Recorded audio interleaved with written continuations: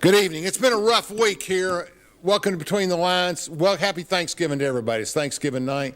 We're with Congressman Fleischmann, who's flown in from Mar-a-Lago after being in D.C. for a couple weeks, fighting the good fight for all of us. I was under the cutter's knife, so I had to get some cells removed, but I'm doing fine, and we're ready to go tonight. We've been 4 days since I got cut. It's only been 4 hours since you landed in Knoxville. So welcome, Congressman, to our semi-annual show. I'm so self-conscious. My semi-annual show. So we got a lot to talk. We will. Yeah. We're going to have dinner tonight. We're going to do good. I'm going to ask you a few questions and let you just start talking. Sure. Hello, happy Thanksgiving, everyone. There he is. There he is. 2 hours in Knoxville. We just landed and they picked me up. But brought you up. It's great to be back. You were down in Florida? I was down in Florida. Seeing Mr. Trump, President Trump. How's he doing? President Trump last night, and I had dinner. We had a wonderful, 2 hours together down there with my friend Gus Bilirakis at Mar-a-Lago. Yes, and the new Speaker of the House was there. Oh, good. Johnson was down? Johnson, good. Mike was there, and so we just had a really nice visit. Mike gets on with everybody, it seems like. He does. I mean, he's a very conservative fellow, but he's a very bright fellow. Very bright, good constitutional lawyer, but we just really had a great talk about things. And he did the amicus brief for the Supreme Court for President Yes, Trump. I remember that. I signed on to that, as a matter of fact. Yeah, I remember several people did. 126. But it's good to be back in East Tennessee with you and with our great listeners. Well, good. We have a lot of people. We've changed we're on have a lot of social media presence, but we're also on channel 186 now. So is it 1086 channel? Yeah. 1086. I moved everybody up. All the and I mean like Anderson County Television. I mean, about 5 or 6 of us up there. Oak Ridge, TV. They moved all the nonprofits to a plane up there, so that's where we are now. Except, I'll give you, Cofield played Oliver Springs, lost actually, upset by Oliver Springs in the playoffs. Wow! Just like Oak Ridge got beat by Clinton, upset the week before. My. But on the Cofield Oliver Springs game, in which you were kind enough to sponsor the instant replays, we had 6,800 people watch on social media. So 6,800 people saw the Chuck Fleischmann instant replay. He's so great. Those announcers are so good to you too. They are. We have less in the audio mostly now, et cetera, et cetera. All right, so let's talk. There's a lot. It's Thanksgiving Day. We have a lot to be thankful for. Yes. In this country, I have a number of subjects I want to cover. I think we covered domestic stuff. We have 2 hours this week and next. Obviously, we'll film it all today. No secrets there. But we'll give you the domestic part first, and then we'll do some Iraq and some Iran and Israel, and next week we'll talk about the Ukraine and Russia. Sure. There's some disseminating support for Ukraine. It's getting expensive, but there's a double. You'll be able to explain to us better, maybe answer the hypothesis why we should continue to fund the Iraq war. You know much about being on foreign relations committees and stuff of that nature. Tell me this.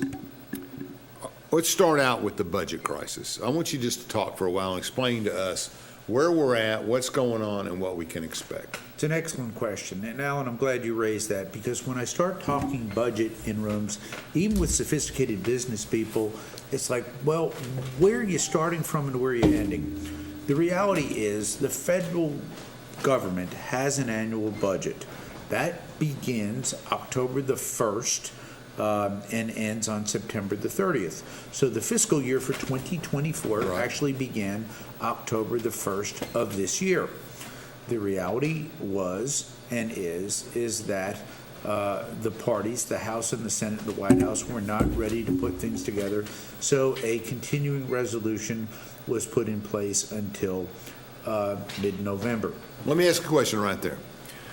Let's talk about the 8 congressmen that blocked everything from happening. Okay. That's not fair to them. Blocked passage, not only of a recalling a speaker, but of getting the budget through based on their concerns, which are legitimate long-term concerns. Yes. About overspending, not having a budget in place, et cetera. So the CR for the 8th out of 10th time, we always get a CR. Well, Alan, two issues. Budget separate. There were more than 8 who actually were against the budget. Okay. Yeah, that's good. There were only 8 who were against the Speaker McCarthy, and they voted to vacate the chair. There were 8 that.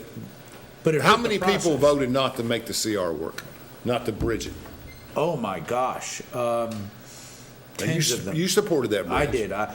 In fact, I think David Kustoff and I were the only 2 Republicans in the state of Tennessee to vote for this stopgap measure. I get the politics of it, but what good is shutting the government down? That you're absolutely right. That makes I no always sense. vote to keep the government open. Right. First of all, when you shut it down, the preparation for the shutdown costs the taxpayer money. When you're in shutdown, it costs the taxpayer money. When you open back up, it costs the taxpayer money. And you literally lose millions of hours of work from people who, through no fault of their own, are told, go home, the federal government is closed, but we always do, rightfully, pay them back for their missed time, but they didn't do the work because they were told to go home. So that's a bad scenario. But to answer... But don't they get their money back later? Yes. Okay. Everybody gets their money back. The workers do, but we lose those hours. They don't have to work those hours. It's not their fault. They're told to go home. The government's shutting down. So I always vote to try to keep the government open. That's very important. Now, we need to get fiscally sound. Going back to the budget. So right now, we have a situation where on January the 19th, under this new continuing resolution, let's call it what it is, and be candid, 4 of the 12 appropriation bills, including my bill, For energy. which is So the we'll energy. qualify that by saying that you are the chairman. Yes. I'm the Cardinal, the chairman of the Energy and Water Subcommittee of Appropriations. I wrote that bill. That is an excellent bill for our great friends here in Oak Ridge, actually for the great state of Tennessee, and I think the country. But that will be up in the 4 bills that are going to go January 19th. The rest of the 8 bills will go on February the 2nd. Now, bear this in mind, and we have to be candid.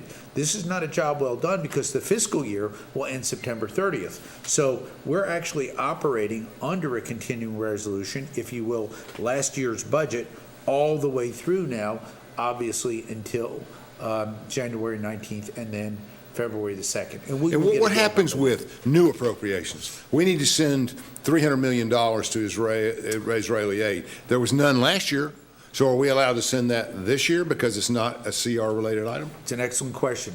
We are going to attempt, and I hope we're successful, to do something called a supplemental.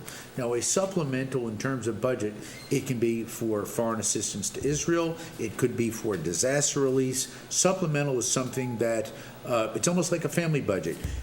You thought everything was going good. You have your family budget together, but then the car breaks down and you need to go buy another car. Right? There you go. So what happens, something in the world happens, and you need to actually come up with additional funds. The House, the Senate, and the White House all have to approve that. That is actually outside the budget. That's why it's called a supplemental. All right, so I'm in a construction phase. What's a good example? UPF's a good example. So UPF, they're funded $300 or $400 million last year, but this year we're getting closer to construction and stuff. So this year's budget, maybe 700 or 800. They're limited in a CR to spend the money that was in last year's CR or any other new project like UPF. Correct. That is correct. So they run out of money eventually.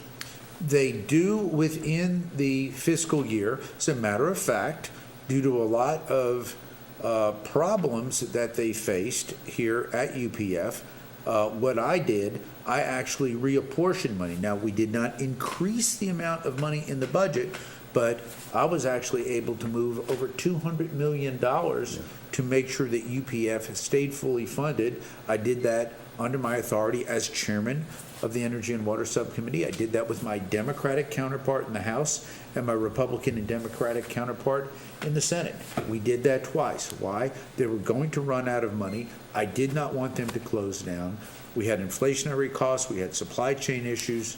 CNS, in my view, does a very good job. They run Y12, and they're doing the UPF. For our listeners, that's the uranium processing facility. I broke ground on that, probably over a decade ago. It was supposed to be $6.5 billion done by 2025. Because of inflation and COVID and all that, it'll That's when our probably buddy John Eisenberg was there, right? Yeah. That's right. It'll probably be about $8 or $9 billion, and probably I'm hoping 2026, 2027, but will be critically important. It's pretty optimistic. Oh, yes. Well, to our nation's nuclear arsenal, it's needed. Oh, Yes.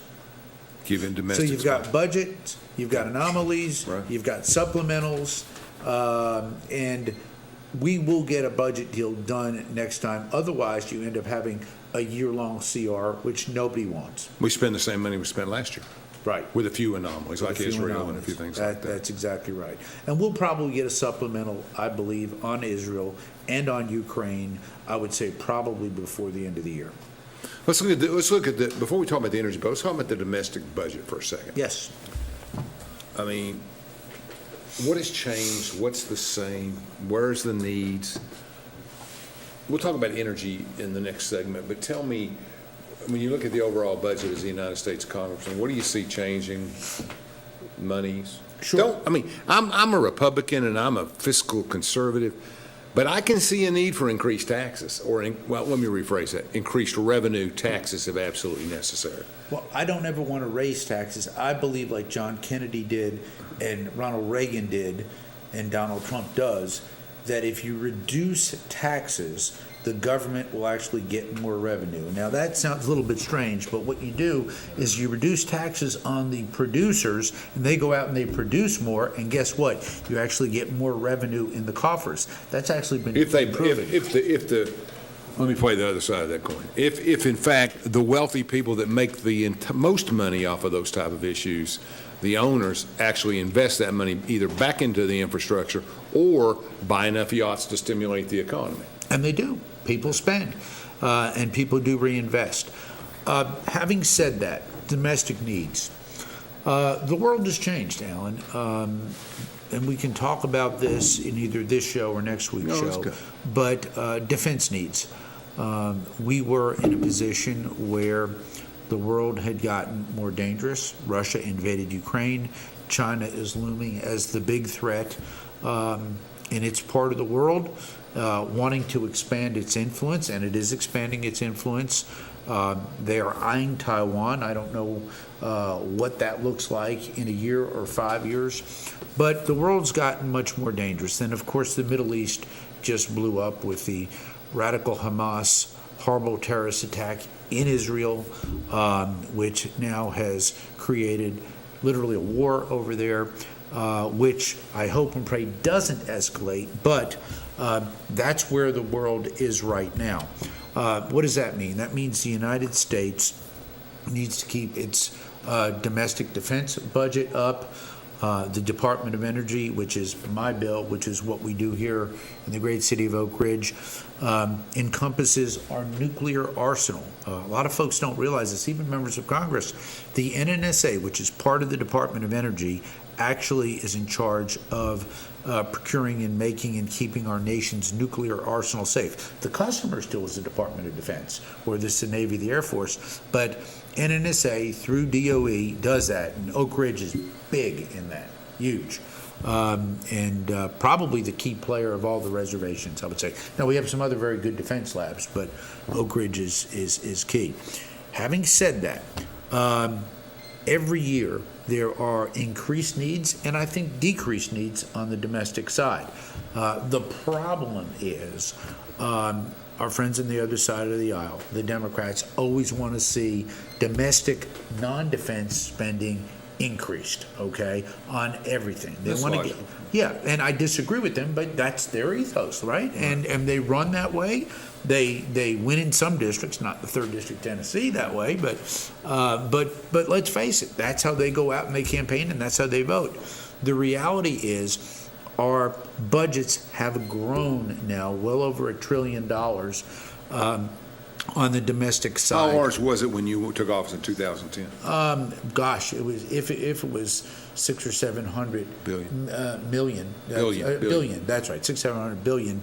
But now we have had times where we've approached that, but we're spending well over 100% of GDP domestically. But I can talk about that all day. The real spending problem is on the mandatory spending problems, and nobody wants to touch that. Republicans, Democrats, presidential candidates, House candidates, Senate candidates, but there's a little bit of hope out there. Now, for our listeners, what is mandatory spending? Ladies and gentlemen, mandatory spending is now close to 75% of the federal budget. Which is debt. Okay. Well, it's spending on Social Security, Medicare, Medicaid, interest on the national debt, the vast majority of the Affordable Care Act. I'm not going to make any comments about touching that, cutting that, and the like. That's off the table. But the sheer reality is we don't appropriate. People come up to me all the time. You are the most powerful person in Tennessee because you're the appropriator. You're the appropriator. That is true for 25% of the budget. 75% of it automatically happens. Yeah. Okay, and that's where we're actually running up our But, huge and I'm not asking you to deficits. commit, because I understand Sure. the political ramifications. Sure. But when I was young, which was a long time ago, 20s and 20. You and me both. When We're hey, you're contemporaries. catching. You're 8 catching years up. behind, but 7 or 8. But the bottom line is, we made an increase in Social Security with either Medicare or withholding of 0.5% or something back in the 80s, right? Early 80s. They've done it several times. So here's the Good question. stuff, yes. If you're 65, 55 or over, 60 or over, or whatever the number is, you don't get touched. Okay, here's my proposal. But if you're under that, it's time to boot it 0.5% and pay more. Well, I think there's a lot of different things that could be looked at. Let me give you some hope without getting into any specifics. Right. The Republicans came up with an idea now that even Democrats are starting to warm to, and this is what it is. As part of the next budget deal, Right. we agree as Republicans and Democrats, as members of the House and members of the Senate, to create a bipartisan, an active bipartisan commission next year. Okay. After the national election, because let's face it, Yeah. whether it's Biden or Trump, they're not going to touch it. No. Okay? No. Why? Because we can't scare seniors. We can't do that. We don't want to do that. But as soon as somebody says, hey, let's talk about reform, people get concerned. So it won't happen this budgetary cycle. But as part of a budget deal, a commission of active House and Senate members, Republicans and Democrats, to come up with ideas so that we can save and preserve Social Security and Medicare. And then the harder one, probably, the first two are going to be relatively easy. The third one is going to be Medicaid. That's where the real partisan differences come out. Sure. Because Republicans and Democrats pretty well work together on Social Security and Medicare, okay? Medicaid, the Dems really want to bolster that. Republicans want to be a little bit more on the constraint side, so that would have to play out. But, ladies and gentlemen, that's 75% of our federal budget, and it's going to grow. In 1980, okay, we talked about the 80s. In 1980, I started college. The federal budget, 25% of the federal budget was mandatory. Social Security, Medicaid, Medicare, interest on the national debt. 75% of it was appropriated, was on the discretionary Now it's side. flipped. It is flipped around, and it's going to continue that way. What does that mean? That means the discretionary side is going to continue to get squeezed and squeezed and squeezed. We're going to run deficits either way, but let's hopefully we could sit down and work something out as a nation, working together to curb a $33 trillion debt. When I went to Congress, okay, we asked about what the budget was. We were $15 trillion in debt. Is that a confession? Or is that That's an outrage. Yeah. That's an outrage. We are now 33.6 trillion in debt. And I'll tell you, people say, why do you get mad at President Obama and the like? The thing that he did worse, I was in the room. He had the guts to come into a room with Republicans. He's the only Democrat in the room. He sat there with us and John Boehner, and he talked with us. I had a bad attitude that day, and he kept talking about, well, you all don't like me. He's like, no, forget that. You're the President of the United States. Let's talk. John Boehner made him an offer. He said, let's go big on mandatory spending. You're a second-term Democrat. You're in the best position to do it. You won't scare people. We will work with you. And he said, I assure you, Mr. President, that it won't look like we want it to look like. It won't look like what you want it to look like. But if we can come up with something that can put something together fiscally to deal with it. I'll never forget, President Obama sat there, he thought, and then he just basically told us, he said, well, the deficit and the national debt were not that important to him. And it was off the table. Very disappointing. We could have done something. Interesting. Yep. Interesting. So, True story. I was there. you know, let's talk about student debt while we're on that percent. Where are we at on student debt? Biden introduced it, then he pulled it back. Yes. Now he's inching in. What I've read seems reasonable. You know, they're doing a little bit here and a little bit there, but Well, the reality is, this is my view, people need to pay their debts. yes. It was And of course, why does he even have the ability to do this? Because of the Affordable Care Act, the federal government took over federal debt. It used to be federal student debt. It used to be in the private sector. That could never happen. I think it's a political gimmick. I think it's a political ploy by him. The courts spanked him. He didn't pull it back. The courts spanked him, and then he's trying. That's right, Supreme Court rule. He's trying again, and in some reasonable ways, he's had some success. But the reality, I think, for those who've either paid off their debt or made the decision not to go into debt. A lot of people said, look, I'd love to go to college. I can't afford it, so I won't go out and borrow this money. I'll go to work. I think this is one of the worst givebacks ever. It's wrong. It outrages people. Biden thinks it's going to help him with the younger people in the election. He is below water big time with younger voters. It is amazing. Yeah, I've read that. I've done some polling too. That's right. I'm going to be candid. That shocked me that younger voters are abandoning him. African American voters are abandoning him. Hispanic voters are abandoning him. But guess who he's keeping? He's keeping senior citizens. Yeah, that's right. And that it's like, how does that happen? But those are real Dems, some of those older seniors. Yeah, but and I'm being as candid as I can. Like his city's Oak Ridge is a great example. Yeah. If you took everybody over 70 years old in the city, there are more Democrats than Republicans. Wow. But if you take everybody in the city and you take everybody in the county, there's a lot more Republicans. Young people don't want to, I'm not talking about urban Seattle or Milwaukee or Nashville or Washington or Boston. I mean, those are urban centers, and those are cultural centers that bring people that have the same interest alike, and they're more progressive, and they'll vote for whoever the progressive is, Democrat is. But I think in a lot of areas, you're right. People graduating college, going to work, doing things, and Biden, in some ways, President Biden. I don't mean to be disrespectful. No, not at all. President Biden, in some ways, him. And this goes for the Senate leader. This goes for McConnell, others. Schumer, they've gotten to this point where they've gotten old enough, it's nature, it's not their fault, to where they just don't have any appeal to young people. I mean, I don't see it. I mean, you see it and then you think, well, I think if you had somebody else, if you had Newsom from California, he would run well with young people, and he's probably more liberal than Joe. He's far more liberal than Joe. Yeah, and right. He's almost socialistic. It's horrific. But always brag on Nancy Pelosi because not politics. No, I understand. But Nancy holds them together. You guys were falling apart with 8 over here. I will tell you. Hers are going boom, boom, boom, standing She ran that House with an iron fist. I think she hurt the country, but she ran her caucus.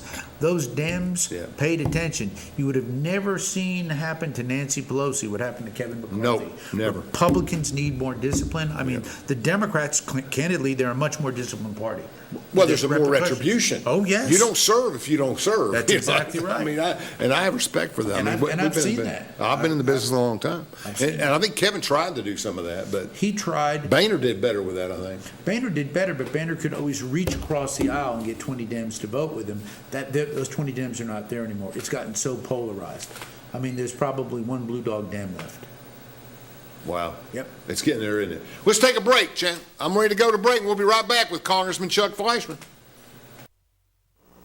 Daniel Forrester has been trusted by Anderson County families for nearly 2 decades. Daniel has appeared in Anderson County Chancery, Circuit, Sessions, and Juvenile Court thousands of times over the past decade. A Rule 31 mediator, Daniel has been trusted to mediate hundreds of cases across Anderson County. A community leader, Daniel has worked closely with local officials to make Anderson County a better place. A conservative and dedicated husband and father, Daniel's faith has shaped his character and integrity. On March 5th, vote Daniel Forrester for Anderson County Chancellor. From Oak Ridge, Tennessee, IB3 Global Solutions conducts operations around the world to enhance the U.S. national security posture and minimize radiological and nuclear threats. IB3 Global Solutions. Mission first. Fan Gear Barn is Oak Ridge's source for new and vintage sports fan gear from around the world of sports. Find your favorite team gear at Fan Gear Barn, located at 977 Oak Ridge Turnpike, across from the hospital. Open 10 a.m. to 7 p.m., 6 days a week. Closed on Sundays. At Navarro, we partner with our clients to advance clean energy and deliver effective solutions for complex challenges in the nuclear and environmental fields.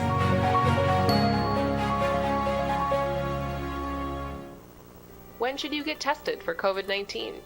you have symptoms of COVID-19, such as runny nose, congestion, sore throat, fever, cough, shortness of breath, muscle pain, headache, chills, or loss of taste or smell.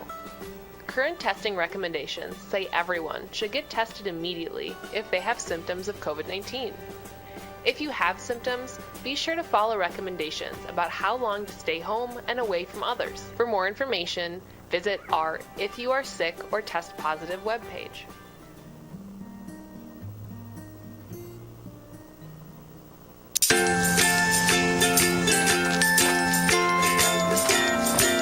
All right, crew, let's get started. All right.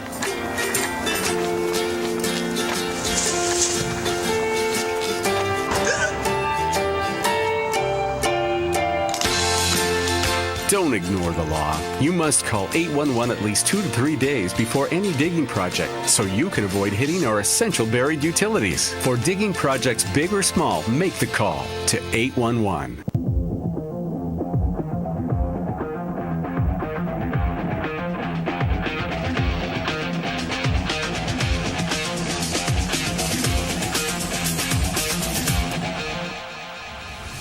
Welcome back to Between the Lines. Happy Thanksgiving again to everybody. It's Thanksgiving night. We're here with Congressman Chuck Fleischmann, and we're talking about all things America, domestic America. Next week, we're going to talk about all things international. We're going to see where America fits in the global solutions. I want to say thanks to Daniel Forrester, our good friend, big supporter of yours. Daniel is running, but of course, you can't do that anymore since he's a judge, you know that word. So nice guy, good lawyer. Yeah, a good guy. Just really a good guy. And he's been sponsoring us all year, and we really appreciate his help. Okay, so we've talked money a little bit, and we've talked budgeting a little bit. Tell us a little bit about how you put together. You're now the chairman. $58 billion roughly, be more this year. Well done. You got it right. I was excited. I looked it up when you got it. More money to cut, right? Yeah. But the $58 billion national budget for energy across, and you now are responsible for putting together write the bills with your staff to fund all of the different sites across the country. From Sandia to Brookhaven to Los Alamos to... That is correct. On the Department of Energy side, there's two big parts to this bill. Okay. First of all, there's the Department of Energy, right, which you alluded to, all the DOE reservations, the civil side plus the NNSA side, which we talked about, our nation's nuclear arsenal. The great thing about Oak Ridge, and whether I'm in Washington, D.C., Tennessee, California, or in Rome, Italy, I talk about Oak Ridge, and everybody's like, wow, that is the center of everything. It really is that we do. So we've got that. We also have the entire Army Corps of Engineer budget, which is large. This is all these large works projects all over the country. We have one in the 3rd District of Tennessee, the Chickamauga Lock, which is 70 to 75% complete. We also have the Bureau of Reclamation, which is out west primarily. Yep. So it's a good portfolio. It's been fascinating to be chairman. This is my first time as chairman. I've been ranking member, which means when Republicans were in the minority, I was the ranking member actually on Homeland Security Appropriations. I'm an appropriator. That's a very different role from anybody else in the House in Tennessee. And although I will say this, I talk about the fact that I chair Energy and Water. I've got the second seat on Labor, Education, Health, and Human Services Appropriations. That's healthcare, NIH, CDC, all the cancer research. I love that stuff. Then I have State and Foreign Operations, which we'll talk about later, where we do our funding of foreign aid and we fund our embassies and things like that. But the former speaker came to me at the beginning of the year and said, Fleischmann, I want you to go back on the Science Committee, which made a lot of people in this city, in Oak Ridge, very pleased. I was a little bit hesitant to do that because I'm so busy being an appropriator, but I did it because the speaker asked. So now I'm an appropriator and an authorizer, which is very rare. The only way I tell my sport friends is I'm offensive coordinator and defensive coordinator. Yeah, but I still but you're only defensive coordinating on special teams. That's exactly right. Science isn't a big margin. That is a better metaphor. I like that. That's exactly right. That's where we're I'll return one for a touchdown every once in a while on the other side. Well, science is important. It's got a lot of research. Science is important. What's your budget in science? I don't know. I don't know what their budget because you're is. not on Well, that well, side. yeah, and that's an authorizing committee. So That is an authorizing committee. we'd fill in the blanks there. But love my job. Love the people I represent. I have 10 counties now. Yes, Anderson and I thought we had Rome. 11. Who did we lose? We lost Union. That's right, we And did re- lose. redist- Our good redistrict. friend up there, Yeah, but Judge Edmondson. Yes, indeed. Loved Union County. I flew up back to Knoxville today with somebody from Union, and they said they missed me, and I appreciated that. So that's right, it's 10. Yes, And I it's work, 10. and I do consulting work about 7 of them, 8 of them. Yes, So you do. It's a broad rural county. And it's a big district. It's border to border. But I will say this: I've got all of Bradley County now, which I started my congressional career with all of Bradley. It's a great county.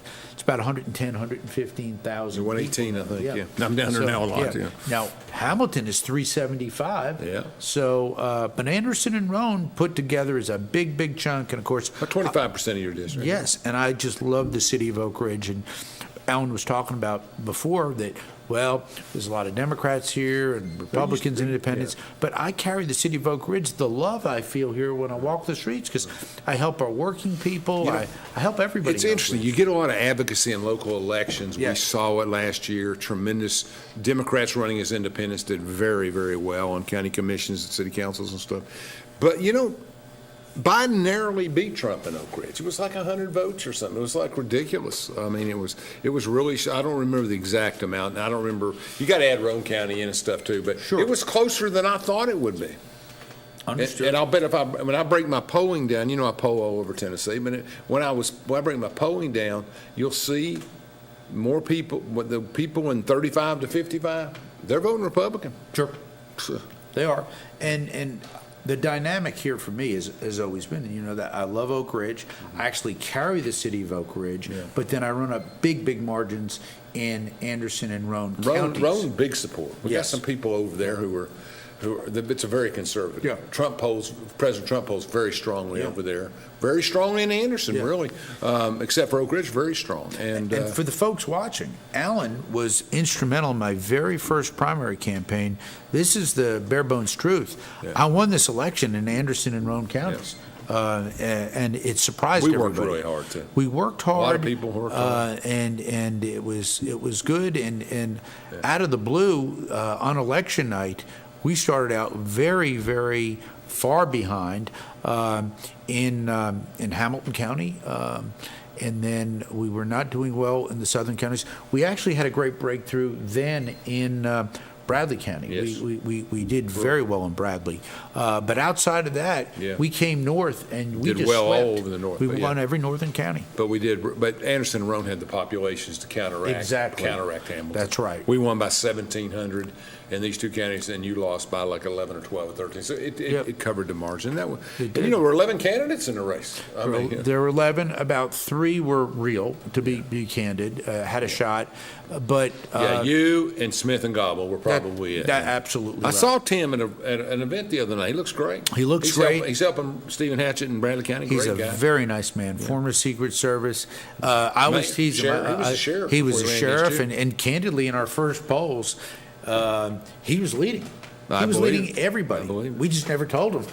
They were trying to hook me in, but I was strong. I was strong. I'll never forget that, folks.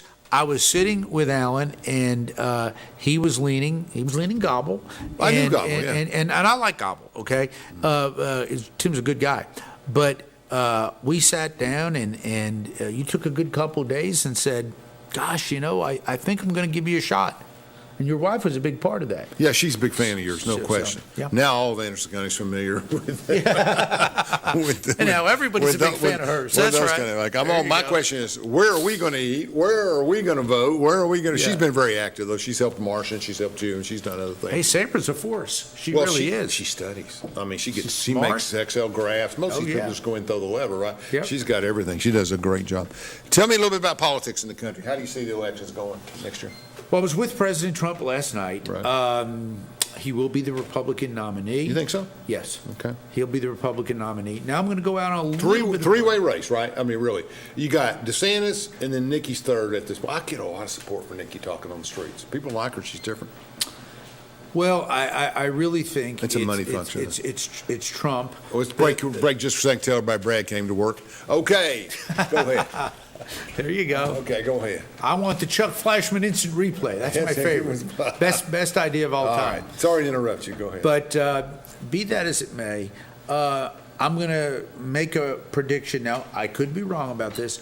I do believe Joe Biden will be the Democratic nominee. I think so. I don't think they're going to replace him. What do you do? Because we're both in the business. What do you do if you get the polling numbers and Trump's 8 points ahead everywhere over Biden? You let him roll? Well, is the Democratic machine going to let him go? I think they do, because what they're going to say is that Biden will overperform on election day, and that's what Democrats will tell you. And I'm going to say this: I was disappointed with the elections that came out of Virginia and Kentucky. We barely won. Republicans barely won in Mississippi. I mean, we should have won by 10 points in Mississippi. We won by 4 in the governor's race. The Virginia state races were abysmal. Okay, so Youngkin, who was supposed to turn that state red, did not. And then we lost in Kentucky. Now, Republicans won every other race in Kentucky up and down the ballot other than governor, but that's the crown jewel. So really as we look back, candidly, I was pleased that Republicans won the House last time, the U.S. House. But stop right there.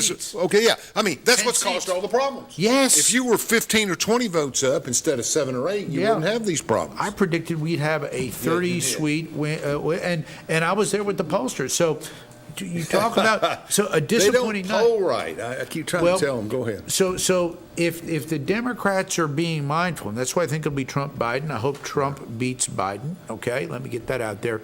But if you're a Democrat, you're going to say, hey, wait a second. Republicans overall have been underperforming in a lot of national elections. So what is going to happen actually on election night? Now, great signs for Trump. He's doing very well with African-American men, with Latinos. Men in general. Men in general. Younger people, he's doing better. The surprise in those numbers is senior citizens still are sticking with Biden. But here's the problem, and I've been a professional for 30 years in this business, and I'm going to tell you what the problem is. The problem is Dems know how to campaign in the last 10 days. I got a call from Georgia during the Senate race. Alan, I need some advice. What's the problem? They're in these nursing homes harvesting these votes. Yep. I said, are the nursing homes invisible? And they said no. I said, why aren't you in the nursing homes? So, I mean, my problem is not what the Democrats do. Now, I'm not talking about suspected printed ballots like we knew happened in Philadelphia and stuff, but other things. People, they just get out and work harder on election day. They play hard. They play hard. And I'm going to say this. That. Well, I mean, they will line up. And right before we had the motion to vacate the chair, Schumer was trying to send over something to the House, and we didn't want it. We wanted to pass the House version. Every Democrat lined up with their manual voting card and slowed the process down. We were going nuts. Then they did the magic minute. One of them even pulled a fire alarm. He's pled guilty to it. So, I mean, they did not want that vote to happen. But think about that. Would I pull a fire alarm to have something go to vote on the floor? Of course not, okay? And it's not just because I mean, that took some degree, he was wrong, but it took some degree of courage that he got himself in trouble, That's exactly got right. arrested. They will do anything, and you're so right. Republicans have got to learn to fight legal, but we have really, really got to get down and fight hard because, darn it, the Dems do it. And that's what worries me about the next election cycle. I think they're going to play hard everywhere. I hope Republicans win the White House, the House, and the Senate, but rest assured, they will not go easy. Well, you get a Democrat comes out to volunteer, or it doesn't have to be a Democrat, but a progressive, a liberal, a cause. They're believers. I was a believer. So, I mean, you get out there for a cause, and the first thing a kid asks you is, where do I jump on the sword? How do I help the cause? That's exactly. A Republican wants to know whether they're making 15 or 17 an hour. Yeah. That's the difference. That's and true. That's the true mods. And so you don't get as many, you don't get as much. And I respect both those opinions. I'm just saying that's the difference. I don't know. I mean, I think there's such a cultural divide. And there's such a polarization of cultures, whether it be the traditional, you see how quick from COVID and from people kneeling in football games, all that went away in 3 years. Now we're having all the patriotism and everything's back. Sure. Because it's not profitable to do that. Understood. And things are rolling and they're moving. I just think that you can almost take it down. We say 8 states. We can probably get lower than that at this point. Probably 6. Yeah, Colorado's a Democratic state now. It used to be a swing state. But Virginia's a Ohio- Democratic state. That's right. But Ohio's a Republican. And so is Florida. That's right. So now we got That's right. Pennsylvania.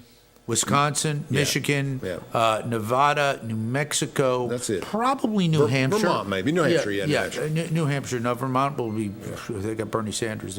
They went way left. I remember when Vermont, I'm dating myself, in the early 80s had a far right-wing senator, one of the most conservative in the country. Oh, I can't remember. Either. We're getting that age. Yeah. He was in his 80s then.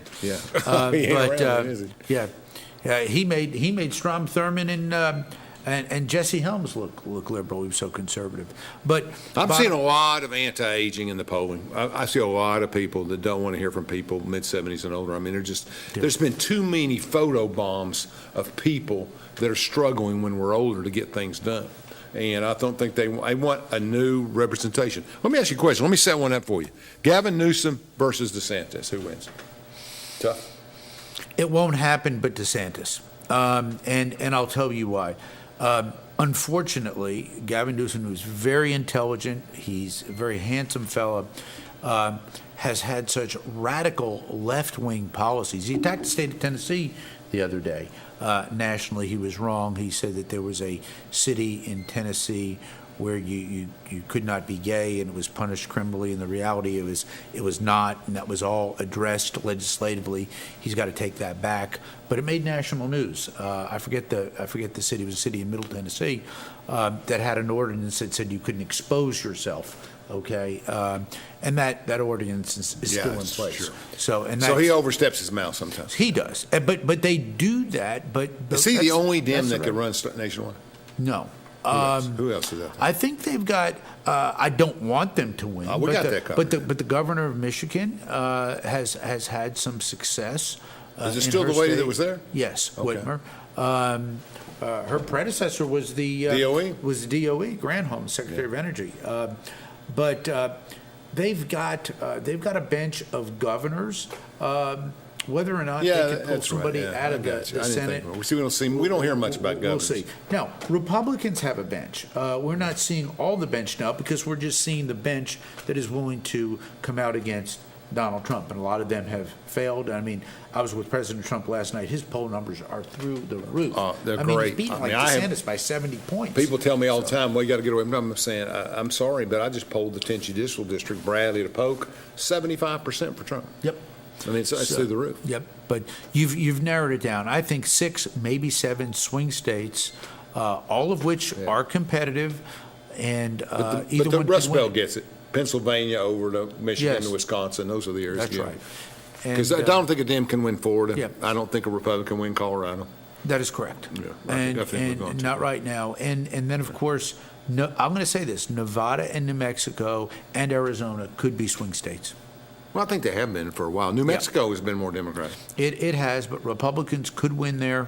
I'm worried about the House. The president will figure something out. I'm worried about the House. That's why I'm worried about that. And let me say this. Being a chairman, to everyone here, whether you're a Republican or Democrat or Independent, when I can take that pen out, and I've done it, whether it's for UPF, whether it's for Chickamauga Lock, whether it's for anything, I help the district, I help the state, I speak to the governor on a regular basis, I talk to our other members, and they basically say, Chuck, can you help me with this? Done. My degree of seniority and ability to do that as chairman of the Energy and Water Subcommittee, one of the 12 cardinals, and then interact with all the other cardinals. Right. So it works very well, all the other subcommittee chairs. That has really helped. If we fall into the minority, I become a ranking member. Again. And that means I lose a tremendous amount of ability to help the state of Tennessee. So we need Republicans elected. And Tennessee's really not an issue, although it will be 8-1. You know, the fifth will always be a close race. Closer, but given the redistricting, and candidly, Davidson County was cut up 3 ways. Yep. So the Democratic, that was Cooper's district, the Democrats kind of got parsed out, if you will, and blended into. Instead of being 2/3 of one area, you're a third of all 3 areas. That's right. And watch redistricting all over the United States. Let's have a serious conversation about this. New York is going to redistrict. That can't be good for Republicans, okay?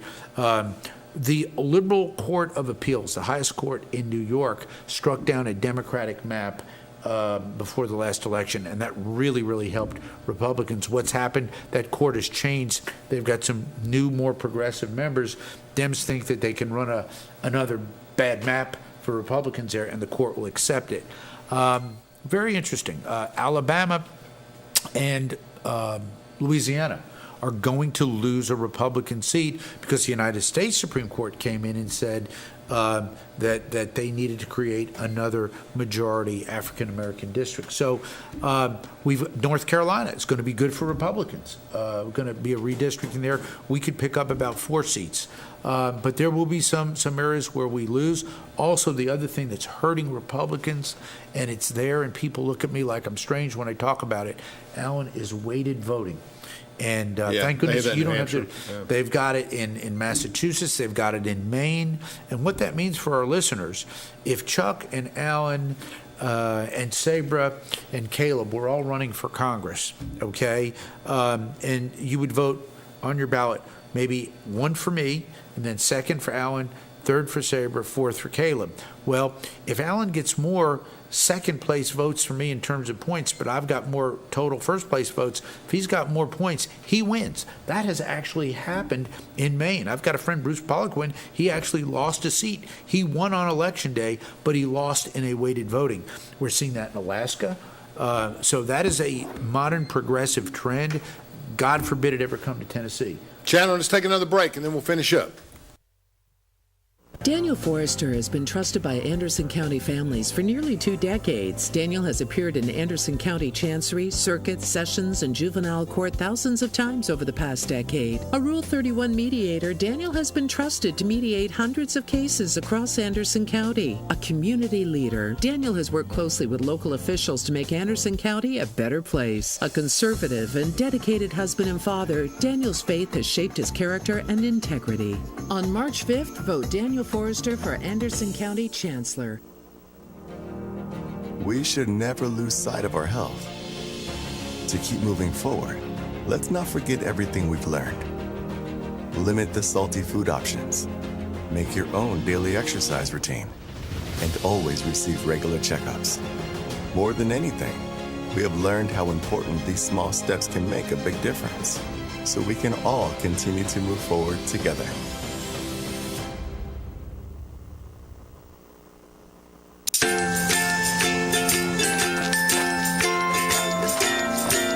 All right, crew, let's get started. Sure.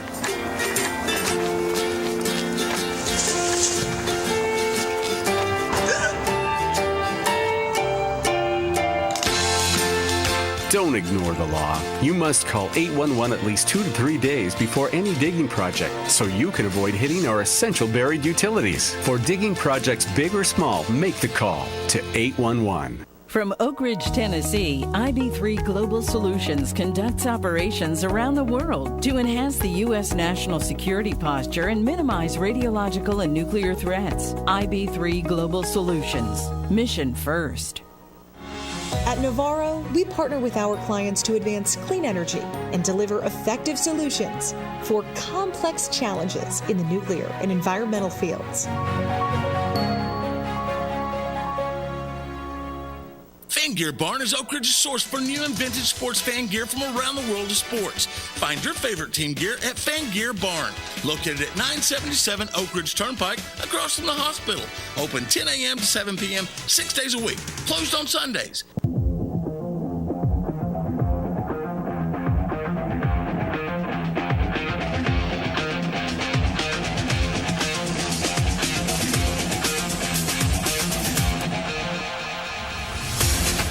Welcome back to our final segment of Between the Lines. We're talking about all things domestic in the United States budget with Congressman Fleischmann. Congressman, what we're going to spend these last 10 minutes talking about? Anything you wish. Yeah. As you know, Alan, I love the city of Oak Ridge. I love Anderson and Roane counties. I didn't live here. This is an area that when I came to Congress, I had to learn the subject matter. And I have literally become, if you will, an expert on all the different things that we do here. Yeah, you have been. And your reputation in Congress by everybody, including Kevin, everybody, is that you're the most knowledgeable energy person up there. But you study. And Democrats will say that too. If you sit down, Secretary Granholm or Ernie Mexico. Moniz, What was his name? Senator Lujan. I saw him the other day. Lujan made you co-chair when he didn't have to. And we gave a national lab speech together. I was a Republican. He was the Democrat. ORNL was there. All the labs were there just this past week. And he stood up in front of that audience and just told them just how good I was on this. And I feel good about that because there needs to be times where we step back from that partisan brink and say, okay, let's talk about policy. What is good policy and why? And in so many areas, nuclear legacy. Right. There's no Democrats or Republicans in the trenches. Yeah. There are helmets and guns. Yep. Well, that's right. And the defense industry's got a little bit of that taste. You've got to work together. Yes, and we've seen that. But nuclear legacy cleanup is so important. Our new designs for nuclear reactors, I am making sure that as fission moves forward, as fusion moves forward, as our clean energy endeavors move forward, that Oak Ridge remains the preeminent actor in that. We are number one. I want to keep us there, and I will keep us there. Now, does that mean I don't like the others? No, I've been very fair to Idaho and to Sandia and all these other, went down to Savannah River and stuff like that. But when I walk in, you know what they say? Here comes the guy from Oak Ridge. Yeah. That's what's great. It's the Eric Cantor story, remember? Yes. I want to talk about commitments to campaigning just for a second. Sure. 41 years ago, I sat in Littleton, Colorado, on a couch in a display room with Charlie Ergen and a couple other people. We were all working for Ecosphere and Dish in those days, and they still are. But we're all sitting around, we're looking, and we were reading the article about Bobby Sands in Ireland prison. And remember that summer '81? He actually... Is this the hunger striker? He was the hunger striker. Yeah. Who died after 56 days or 58 days protesting British treatment of Irish. And I was sitting there, and I said, man, we were talking about it, and he made a good point, and he's made a lot of good points to me over the years. Who, Ergen? Charlie, yeah. He's great. He made a good point. Yeah. He said, who do you know that would make that kind of commitment to something? Yeah. And I thought of it right then, and that's kind of what I'm saying is that you're either all in or you're not all in. And so many of the inner city campaigners and the other people, they're all in. Not that in, but they're all in. And all my life, I've always thought of Bobby Sands at different points in my life because I'm an IRA, but starving himself. But I always thought about, and he comes back to The Godfather. When Michael's walking down the road, he sees the guy jump in the car and kills himself and blows up a couple of soldiers. That's right. He pulls off the deal. And he says, they're just crazies. That's what he tells him, Hyman tells him. But Michael says, what does that tell you? And he says, what does that mean, Michael? He means they can win. They may win. And that's all right. And that's exactly why that is. So that's why you got to get more votes on the other side. You think people don't think cognitively. I see an opponent put up a thing on the website, has 700,000 words in it. Nobody's reading it. It's got to be a snapshot. It's got to be something that people can relate to in 30 seconds or less, and that's it. Sure. And I hope that we, with our values and Tennessee values, I hope we can grow that kind of commitment and really try to work hard. It's hard because we know we're going to win here. Trump's going to win by 30 points. So that's what do we do right. day in and day out? You raise money. You can do a lot of people here bus to Virginia to work. And, they bus to Georgia to work. A lot of people are volunteer. Georgia's still a 50-50 state. Wouldn't you say Georgia's on the flip? Yes, I do think Donald Trump can win Georgia. Yeah, it's legitimately will. Yes. And I will say this, with Stacey Abrams' power and influence waning, or that has waned, what is her time? Her time? Stacey Abrams. What is she? Well, she's lost twice, and now I don't know what she's doing, but right. that very potent, powerful get out the vote. It was very effective. Was very effective. But Georgia, I think, will be in play. But other cities, other states will not. But you're talking about the commitment, and that's why I'm talking to young voters all the time about that. And I say, look, you won't always agree with me, but this is how I feel. And I said, test me on these things. I talk about belief in God, belief in country, belief in national defense. These are the things that we in East Tennessee, and we live in a very conservative part of the country. But rest assured. In the best part of Tennessee. And the best part of Tennessee. I love our whole state, and I help the whole state, but you're right. Having said that, I deal with people every day who live in different parts of the country. Now, some of these areas are somewhat blended. I've got some friends who serve on Long Island who are Republicans. They're not as conservative as I am, and they'll tell me, look, Chuck, I can't be. I will not win if I vote like you vote in East Tennessee. However, I'm not going to vote like the crazy Dems do over here because they're winning over here because their parts of Long Island and New York are rejecting that radical left-wing ideology and ethos and the like. Let me ask you this. When I was a child, since we only have 3 or 4 minutes, Sure. when I was a child, the Jewish community was 90% Democrat. I can remember as a young man in New York. And 95% Democrat. Yep. What's the balance today? Wow. It is still heavily Democratic, but Republican Jewish coalition is growing. When I see the Democratic Party in a recent poll, this is sickening, 46% of Democrats were supporting Palestine and Hamas. And it made me And President Biden came out after a visit and said a 2-state's the only answer. I can't remember exactly what he said. Yeah, at first he came out very, very strong pro-Israel, and I was very pleased with his rhetoric, as I was with Blinken's. But look, I'm 100% pro-Israel. They are our ally. I know Netanyahu. I've been to the Holy Land. If you haven't gone, go. I went as a Catholic, but Don't go I this love year. Everybody. Yeah. No, as a matter of fact, I was set to go, and they didn't let us go. But the Old Testament sites there, I've got a lot of friends in the Orthodox Jewish community, wonderful, wonderful people. Let me tell you this, our Jewish friends are scared.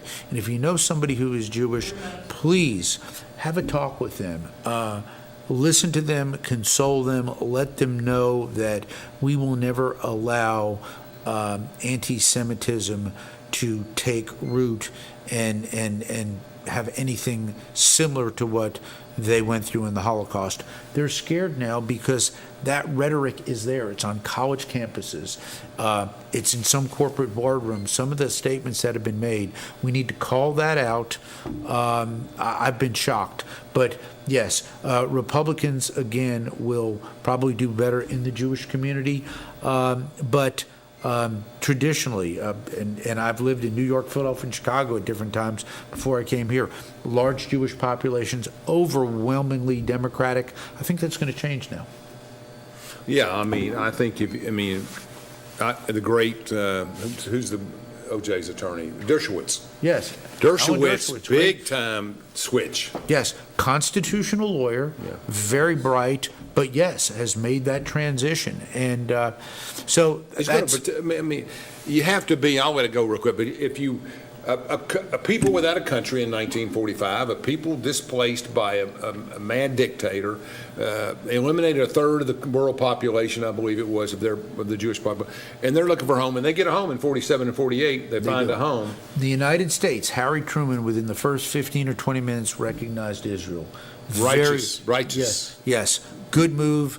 They've been our ally. And what happened? In 48, the Arabs attacked. Israel won, gained more ground. In 67, the Arabs really attacked, and then Israel won big and got even more land, including the Sea of Galilee, which is a big lake. The Romans called it Lake Tiberias, actually, but it is. They had that. Then the Yom Kippur War, they attacked poor Israel again. Israel won again, and we've held them back.